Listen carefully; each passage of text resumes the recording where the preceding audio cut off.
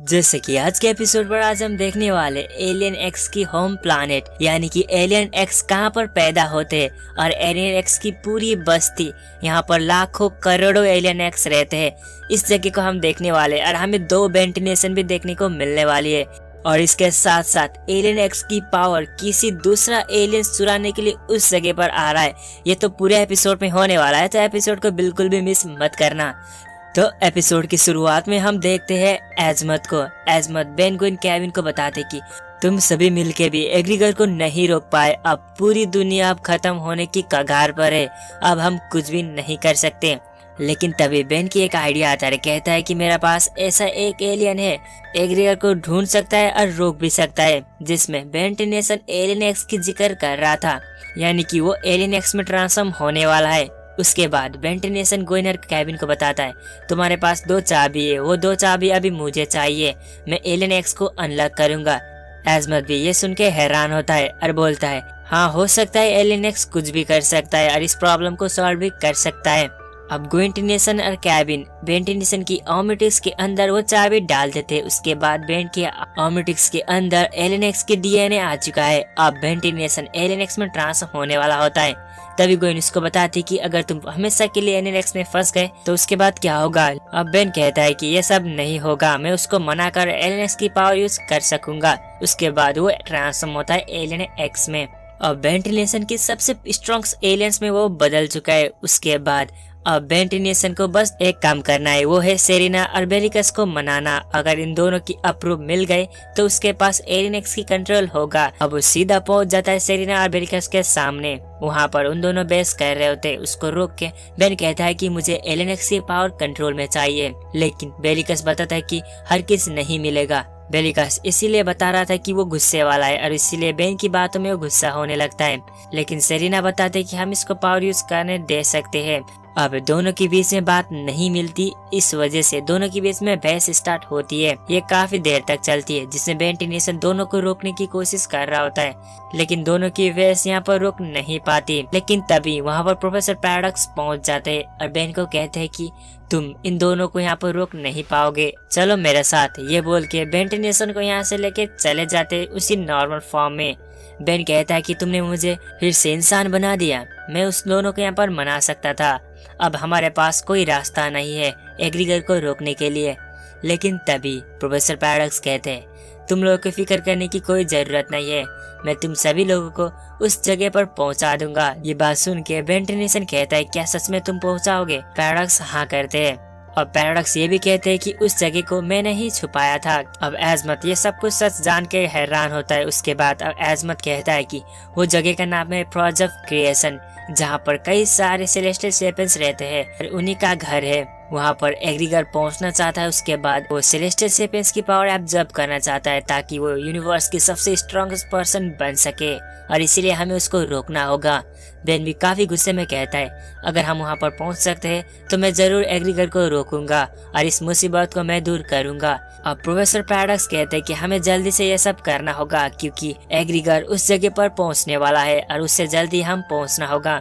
और इसीलिए उन सभी लोग एक टेलीपोर्टेंस को यूज करके सीधे पहुंच जाते हैं केविन की यहाँ पर एरोप्लेन में, जहाँ पर उन सभी लोग फॉर्ज ऑफ क्रिएशन तक के रास्ते पर चल रहे थे। अब केविन सवाल करने लगता है प्रोफेसर पैराडॉक्स के ऊपर। कहता है कि मुझे नहीं पता था कि हम एक यूनिवर्स में और हम दूसरे यूनिवर्स में ट्रैवल कर रहे हैं। अब पैराडॉक्स भी काफी कुछ उन सभी लोगों को बताने लगते हैं कि एक यूनिवर्स नहीं, यहाँ पर कई सारे यूनिवर्स है, वहाँ पर कई सारे चीजें हैं। जहाँ पर वेंटिलेशन को ओमेटिक्स नहीं मिला वो वाला यूनिवर्स भी है। अब प्रोफेसर पैराडॉक्स उन सभी लोगों को सब कुछ बताने लगते हैं। उसके बाद ये भी कहते हैं कि मैं फॉर्ज ऑफ क्रिएशन तक को नहीं जा सकता, तुम सभी लोगों का आगे के रास्ता यहाँ पर जाना होगा, मैं तुम्हारे साथ नहीं चल सकता।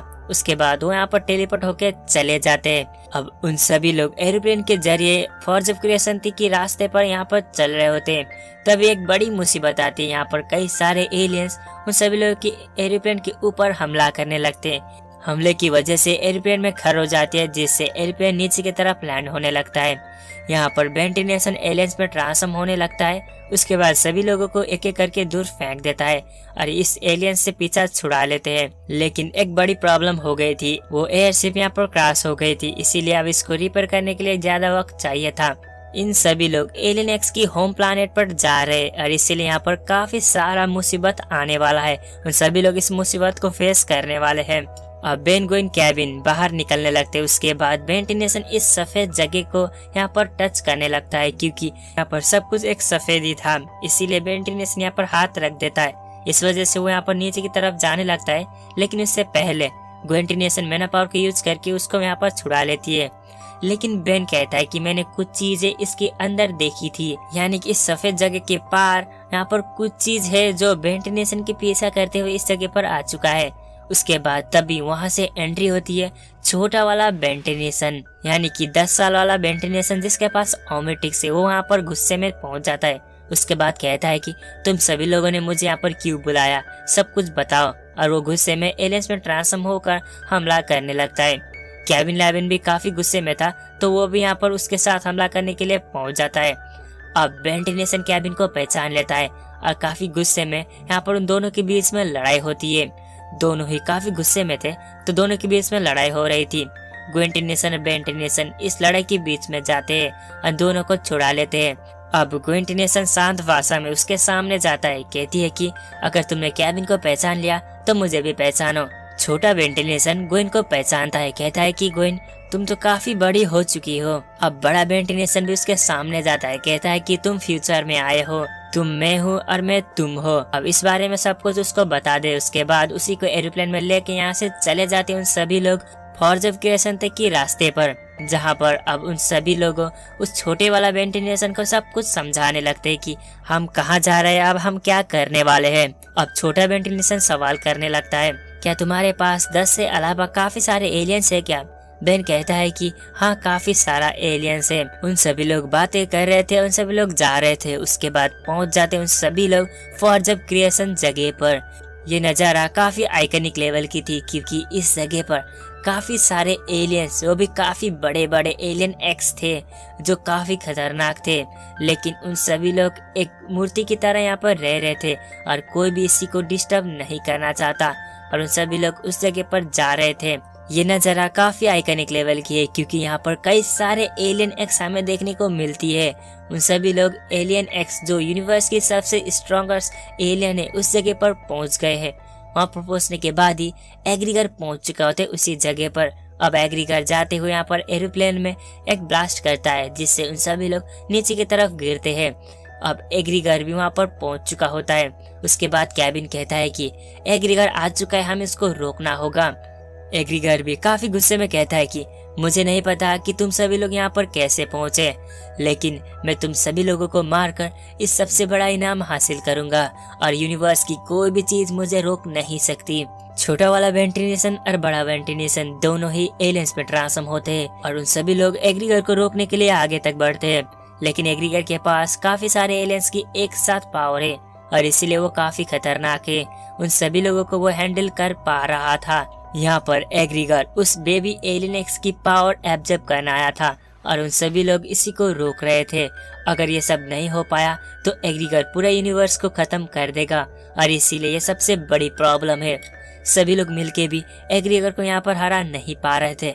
एग्रीगर उन सब के ऊपर भारी पड़ने लगता है। सभी लोगों को काफी पीटने के बाद यहाँ पर गिरा देता है। अब उन सभी लोग हार गए थे एग्रीगर के सामने।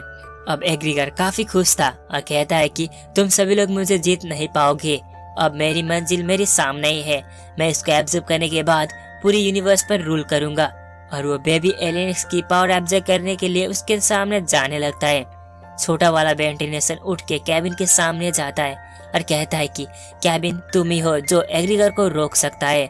जैसे तुमने मेरा पहले पावर एब्जॉर्ब किया था उसी तरीके का करो, तुम्हारे पास काफी सारे एलियंस की पावर होगा। केविन भी न चाहते हुए ये सब करना पड़ेगा, क्योंकि उसको रोकने के लिए बस एक ही जरिया है और वो सीधा बड़ा वाला बेन टेनिसन के सामने जाता है।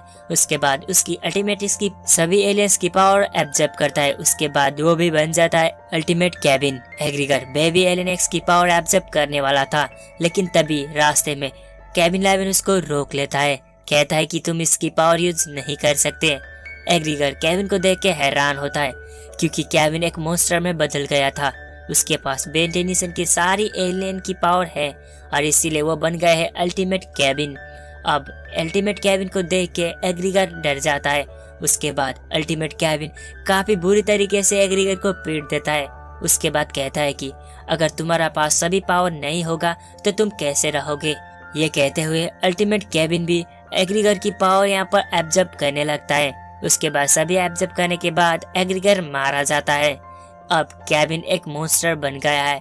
उसने थोड़ा भी रहम नहीं किया, वो एक काफी खतरनाक बन गया है। उसके बाद बेन भी उठ जाता है, कहता है कि केविन तुमने ये सब गलत किया।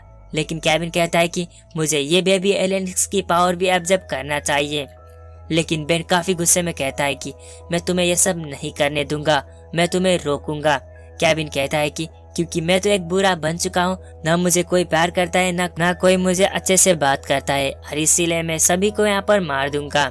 यानी कि केविन 11 एब्जॉर्ब करने के बाद एक मॉन्स्टर में बदल गया। उसकी सोच सब कुछ बदल गया।